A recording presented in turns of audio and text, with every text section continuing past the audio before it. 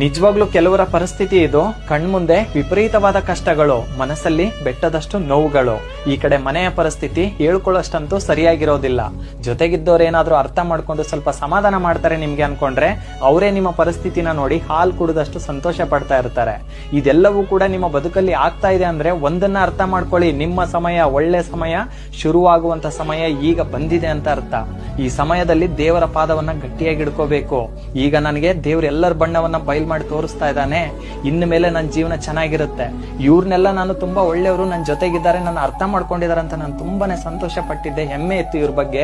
ಆದ್ರೆ ಇವ್ರ ನಿಜ ಬಣ್ಣ ಬಯಲಾಯ್ತು ಅಂದ್ರೆ ಆ ಭಗವಂತ ನನ್ನ ಕೈ ಹಿಡಿತಾ ಇದ್ದಾನೆ ಅನ್ನೋದನ್ನ ಅರ್ಥ ಮಾಡ್ಕೊಳ್ಳಿ.